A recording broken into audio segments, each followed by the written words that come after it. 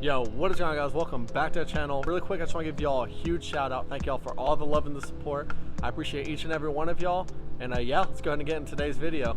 So in today's video, I'm going to be showing y'all how to replace the brake fluid in your BMW E90 or E92s. So if you've noticed that recently your brakes have been really mushy and really soft, and they're just not being as responsive as they used to be, it might be because you have old dingy brake fluid in your lines with a whole bunch of air bubbles that are basically causing that mushy brake feeling. So today I'm going to be showing you how to remediate that, get all that air and gunky fluid out of your BMW's brake system to make sure it stops on a dime. So replacing the brake fluid is a pretty simple, straightforward job, but it can look very hard for someone who's never done it before. So your car is going to have a master cylinder. That master cylinder is going to be located in the front driver portion of your car. So basically that master cylinder is controlling the brake pressure and brake fluid throughout the entire system of the vehicle. So when you're wanting to pump out that old brake fluid, you want to start off in the specific order. You want to flush the fluid from the car from the farthest point of the master cylinder to the actual closest point. So since our master cylinder is up here, we're actually going to start off in the rear passenger corner. We're going to remove that wheel, flush the fluid from there. The second furthest point is going to be the driver's side rear wheel. The third point is going to be the passenger side front wheel. And the last point that you want to flush the brake fluid from is from the driver's side front wheel, because it's very, very close to that master cylinder. The reason why you're doing it this way is because if you do it in the front wheels first, you can have brand new fluid, sure, but in the rear wheels and beyond that, it's gonna be all dirty, dingy fluid. So you wanna start from the back, push all that old fluid out as you get to the front where the reservoir is. So without further ado, we're gonna go ahead and get started and get all this gunky old fluid out of the vehicle. So first thing we're gonna go ahead and do is open up this brake reservoir, and we're gonna make sure throughout this whole process that this reservoir stays full. If you let this drain out completely, then air will enter into the master cylinder and enter into your calipers, and we don't want any air. So we're gonna keep it full throughout this entire process. So we can see that there is fluid in there, so that's good to go. Now from here, we're gonna go ahead and remove that passenger side rear tire. So we're gonna go ahead and jack the car up, remove that tire so we have space, and then we'll start flushing out that fluid. So for this job, this is everything you're gonna need. You're gonna need some Super .4 or some .4 brake fluid. I prefer the full synthetic. This Pentosan stuff is very, very, very good, has a high boiling point, and on top of that, at Advanced Auto Parts, it's on sale for a really good deal. I'll leave a link down below for where you can purchase some. From there, we have this bleeder kit right here. This is basically gonna attach to the actual nipple on the calipers and help bleed out that fluid. So that's really helpful. It's like 10 bucks. I'll leave a link for this also. And I'm gonna be doing my brakes actually today. So I have a front and rear brake caliper kit. So you don't need this, but if you are doing your brakes, go to AutoZone and rent you this. Or if you wanna buy one long term, I'll leave the link for that as well. Sweet, so now let's go ahead and jack this car up.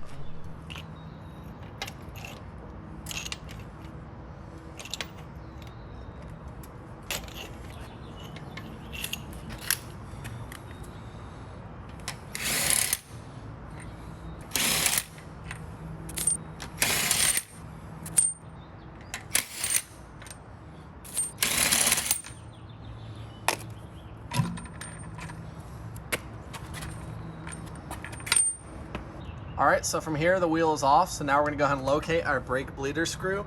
So it's going to be right here. It's going to have this little protective cap over it. So we're just going to pull it off just like that. So now we're going to go ahead and attach this unit onto here. This is actually magnetic. I'll leave a link for you can purchase one of these down below. So I'm just going to hook it right here at a lower point, not higher. I don't want to use gravity for this to push any air in the system. I'm going to put it at a lower point. So we'll say right there on the rotor. It's going to come out and down. So this part should be good to go. So the first thing we did is we basically used a turkey baster to suck out most of the fluid out of the reservoir. So as you can see right here, we still have some fluid in there. If you remove all of this, you're going to introduce air into the system, and that's not a good thing. If you let air into the system, it's going to basically cause bubbles to go in the calipers and etc. So we went ahead and left a minimal amount in here to ensure no air got in, but we removed most of it with that turkey baster right there. So now we're gonna go ahead and put our brand new clean fluid in here, and that's basically gonna ensure that clean fluid is getting pushed throughout the system. And so we're gonna be super careful not to get any of this on the paint, as this is super corrosive. Freaking expert at pouring here. No funnel required.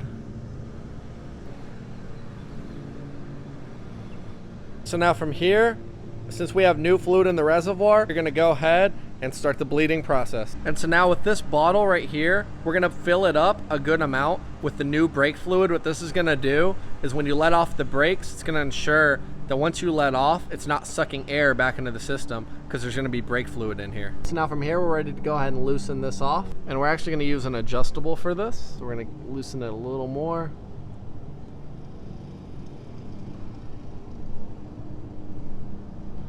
And now you can actually see the old nasty fluid coming out. So now we're going to go ahead and press the brakes. And we're going to hold, let go, hold, let go, hold, let go. And now we can see the old dingy fluid starting to come out, and it's going to enter that bottle. We're going to keep clicking the brakes basically over and over till this fills up, and then we're going to keep repeating that. We're going to dump this out and keep going till you see fluid that looks like that go through these lines. And remember guys, throughout this whole process, you want to make sure this does not go empty at all. Keep topping this off basically to ensure that new fluid's going in the system and you don't get air. And I don't know if you guys can see or not, but I'm starting to see the new fluid come out. You can see the old dirty fluid. You can see it's a little yellower up top. So we're going to keep on going, guys. So we got a little low up here. So we're going to go ahead and add some more brake fluid before any air gets in there. And continue to click the brakes and hold.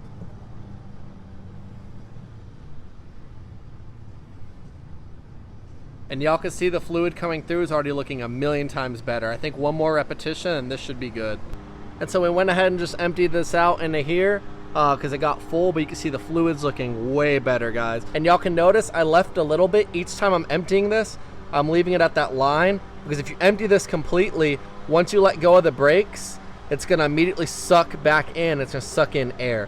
So I'm leaving a little bit of fluid in there so it's constant fluid. Sweet, and now if you guys look, our fluid looks infinitely better. Look at that, it's actually like a yellowish color. So we flushed all the contaminants and all that nasty stuff out, and this looks way better, guys. Sweet, and then we tighten that nipple back on with our combination wrench. And so from here, we're good to go on this caliper. So you're basically gonna repeat the same process on each and every wheel. And by the time you're done, your brakes should feel a lot better and all that mushiness should be out of them and you should be good to go. If y'all found this video helpful, go and smash that thumbs up button and subscribe for more videos like this to come. Otherwise, go ahead and comment down below if you're running any issues. And you know the deal, I'll go ahead and leave the link for all the products I use down below so it can help save y'all some time and help y'all out in the future. Thanks for watching, guys. I'll see y'all in the next video. Peace out.